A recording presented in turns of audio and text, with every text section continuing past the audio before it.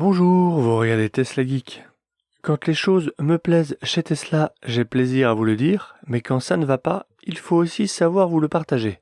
Dans cette vidéo, je vais vous partager 2 sujets remontés par des abonnés et qui ont tendance à plutôt bien les agacer, voire même les dégoûter de la marque. Le mot est fort, mais traduit bien leur état d'esprit actuel. C'est d'autant plus étonnant que ce sont des clients fidèles et convaincus par les qualités de leur modèle 3, ce qui les a poussés à commander un modèle Y propulsion.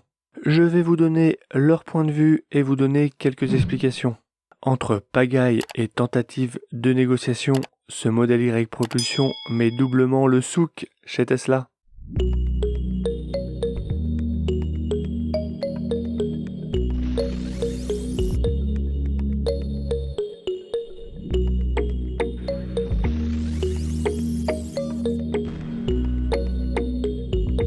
Tout commençait bien pourtant. Le modèle Y propulsion est mis en ligne fin août sur le configurateur au super tarif de 49 990 € hors bonus.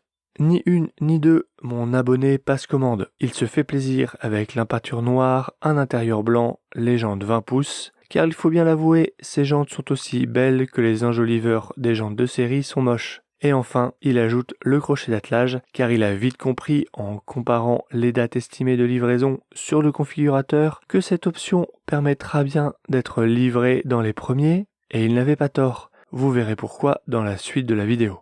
Mi-octobre, il reçoit un numéro de châssis, le fameux VIN, ce qui signifie qu'un véhicule a été affecté à sa commande. C'est plutôt bon signe et ça confirme une livraison dans les premiers. Tesla le contacte pour procéder au paiement et lui met une petite pression du style « Si vous ne payez pas dans les 5 jours, le VIN vous sera retiré et attribué à une autre personne ». C'est plutôt convaincant quand on veut être livré rapidement. Je conseille toujours d'attendre d'avoir un VIN attribué à sa commande avant de payer le solde, car avoir un VIN chez Tesla signifie être livré dans le trimestre en cours, que le véhicule est fabriqué, voire même déjà arrivé en Europe. Et il me semble prudent de ne pas transférer le solde sans être certain d'avoir un véhicule. De ce côté-là, tout va bien, il a un VIN.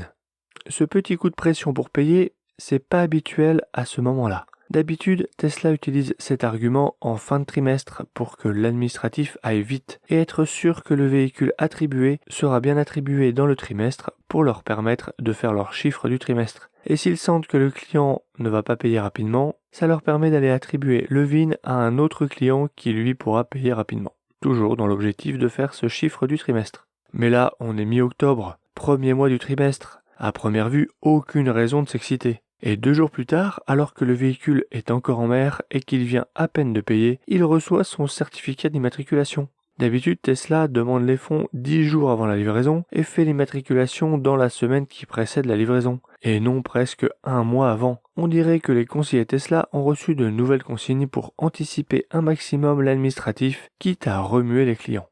Mais soudain, la mauvaise nouvelle tombe. Tout un lot de modèles Y propulsion, tous avec jantes 20 pouces en option, sont bloqués et ne peuvent pas être livrés. Il ne s'agit pas d'un retard de transport, mais d'un problème administratif d'homologation. Des livraisons décalées pour des blocages administratifs en préfecture, il y en a déjà eu au moins 2 par le passé. Un premier à l'été 2021 quand les premières Model 3 long range avec pack Panasonic 82 kWh sont arrivés. Et un second fin novembre 2021 avec les premiers packs batterie LFP 60 kWh, ceux qui sont arrivés avec les fameuses licornes. À cette époque, le retard n'avait été que d'1 semaine. Tesla employait alors déjà le terme « problème d'homologation ». Mais je suis incapable de vous dire avec certitude de quelle homologation il s'agit, et s'il s'agit du même problème que celui qui touche ces modèles Y propulsion 20 pouces. Il semble bien que ce soit les jantes 20 pouces qui soient à l'origine du problème. Pas les jantes en tant que telles, puisque celles-ci sont déjà livrées avec les modèles Y LR depuis 1 an maintenant, mais plutôt la configuration propulsion et 20 pouces. Tesla fait évoluer ses véhicules très régulièrement et chacune de ces modifications doivent être homologuées. Par exemple, le retrait des capteurs de stationnement, les fameux capteurs ultrasons, est dans l'homologation V26 du 13 septembre 2022. Si vous avez V26 sur votre carte grise, dans la case K, ça ne veut pas dire pour autant que vous n'aurez pas ces capteurs, mais que vous pouvez ne plus les avoir, ce qui fait quand même une légère différence. Une homologation V27 serait en cours depuis la mi-octobre et celle-ci inclurait le modèle Y propulsion à batterie LFP60 avec le WLTP 430 km, c'est-à-dire la version équipée de jantes 20 pouces, puisqu'on sait que cette taille de jante réduit l'autonomie. Tesla aurait donc fait 2 erreurs. La première serait d'avoir oublié de déclarer en Europe le Y propulsion en 20 pouces. Et la seconde serait d'avoir immatriculé ces mêmes Y propulsion 20 pouces sur le mauvais numéro de version d'homologation, puisque la carte grise de mon abonné porte le numéro V26 dans la case K. Ceci est ma compréhension de la situation avec les infos dont je dispose. Je peux bien sûr me tromper. Si vous êtes dans le même cas que lui et avez plus d'infos sur cette histoire d'homologation manquante, n'hésitez pas à nous partager ça en commentaire. En tout cas, on lui annonce un délai à mi-décembre, la douche froide. Le truc, c'est qu'il a déjà la carte grise. Donc, comment Tesla a pu faire immatriculer son véhicule alors qu'il semble manquer un document administratif, une certification pour cette version? Il se pose aussi la question de la date de première mise en circulation indiquée sur cette même carte grise, qui du coup est fausse, et anticipée de 2 mois. Alors oui, ça va lui permettre de revendre son véhicule au bout de 10 mois au lieu de 12 mois sans avoir à rembourser le bonus écologique, mais bon, ça donne quand même l'impression que sa voiture est 2 mois plus vieille qu'elle ne l'est vraiment. Ça pourrait jouer en sa défaveur sur des offres de reprise par exemple. Il se sent trompé par Tesla et coincé. Il a joué le jeu en payant tout de suite, il a pris plusieurs options dont une, l'attelage pour être livré plus vite, et finalement il sera livré quasiment en dernier, alors qu'il a une des configs de modèle Y propulsion les plus chères. Parce que oui, prendre l'option attelage faisait bel et bien se faire livrer en premier. Pour comprendre cela, il faut savoir comment Tesla fabrique ses voitures. J'en avais parlé dans une de mes premières vidéos intitulée « Remise, délai, tarif, quel est le meilleur moment pour commander une Tesla Model 3 ?» Cette vidéo date un peu. Elle date d'une période où on pouvait commander et se faire livrer dans le même trimestre, parce que le carnet de commande le permettait. Mais ce qui est dit dans cette vidéo s'applique plutôt bien à ce modèle Y propulsion puisque celui-ci part de 0 en termes de carnet de commande en Europe. Je vous y expliquais que Tesla fabrique ses voitures par lot de même configuration, c'est-à-dire par exemple une propulsion noire, intérieur blanc, sans attelage, en jantes 19 pouces, ce qui est rendu possible par le très faible nombre d'options. Les autres constructeurs, eux, fabriquent à la commande, ce qui signifie que sur la chaîne de montage, on sait déjà que ce sera la voiture de Monsieur Dupont et qu'il faut y mettre les équipements et options que Monsieur Dupont a commandés. Chez Tesla, on fabrique un lot identique et une fois ces voitures identiques fabriquées, elles sont expédiées vers leur continent de destination et pendant le trajet, elles sont affectées aux commandes. Tesla a donc commencé la production pour l'Europe de ses modèles Y propulsion par des configurations avec crochet d'attelage monté en usine. Ce qui explique le délai le plus court affiché à l'époque et ce qui explique pourquoi de nombreux modèles Y propulsion disponibles dans la section véhicules en stock du site Tesla sont tous dotés du crochet d'attelage. Il s'agit de tous les véhicules qui étaient dans le ou les premiers bateaux arrivés en Europe en ces débuts novembre et qui n'ont pas encore pu être attribués à une commande faute de commande suffisante dans cette configuration avec attelage. On sort d'une longue période où le carnet de commande de la Model 3 débordant, les véhicules à peine produits étaient déjà attribués. Donc ils ne passaient pas par la case véhicules en stock. On a donc eu tendance à l'oublier, mais c'est quelque chose qui est courant chez Tesla. L'abondance de véhicules neufs en stock sur le site n'est donc pas signe d'annulation en masse, comme certains médias le disent, en tout cas pas encore, mais bien la conséquence de l'arrivée de bateaux. Après, Tesla a peut-être surestimé la demande en option attelage, mais ça, c'est un autre problème.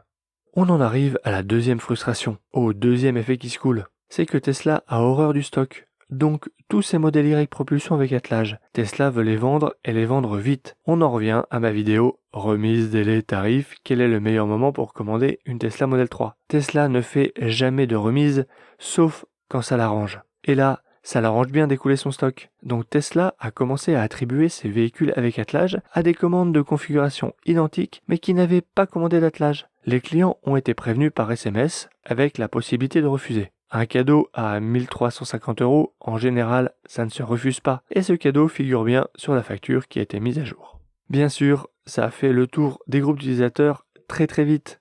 Ceux qui ont commandé le crochet ne comprennent pas pourquoi la marque offre à d'autres clients une option que eux vont payer. Et puis, il y a ceux qui n'ont pas commandé le crochet d'attelage, mais aimeraient bien faire partie des chanceux qui vont l'avoir en cadeau. Et enfin, ceux qui n'ont pas commandé l'option et qui sont jaloux de ceux qui ont reçu l'option en cadeau. Ça a créé une vague de tentatives de négociation et de marchandage. à laquelle la miniature de ma vidéo fait référence. D'habitude, Tesla se mettait à offrir des options en toute fin de trimestre, dans la dernière semaine. Les clients ayant commandé depuis longtemps ont à ce moment-là déjà un VIN. Certains ont même déjà été livrés et ne peuvent donc pas se retourner. Cela profitait donc uniquement aux commandes de dernière minute, et cela passait presque inaperçu car tous les autres clients ont déjà leur VIN. Mais là, Tesla commence les cadeaux bien plus tôt, alors même qu'aucune commande de Model Y Propulsion n'a été livrée.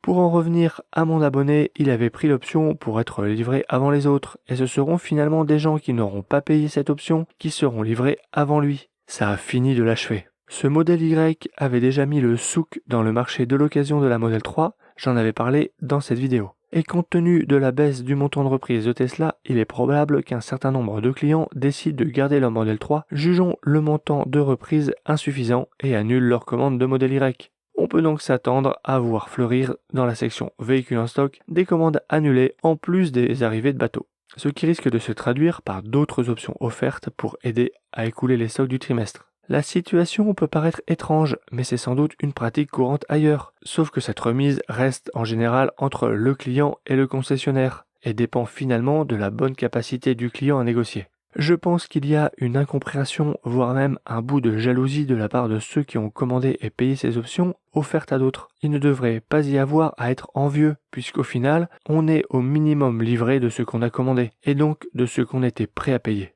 Restent ces 2 mois de retard dans la dernière ligne droite qui sont pour le moment incompréhensibles pour les clients, faute d'informations claires et suffisantes. Et c'est aussi ça qui pêche et qui a tendance à énerver les clients, c'est ce manque d'informations et ce manque de transparence. C'est le client qui doit se renseigner et aller chercher l'info chez son conseiller Tesla, et pas son conseiller Tesla qui appelle ses clients concernés. En tout cas, dans son cas.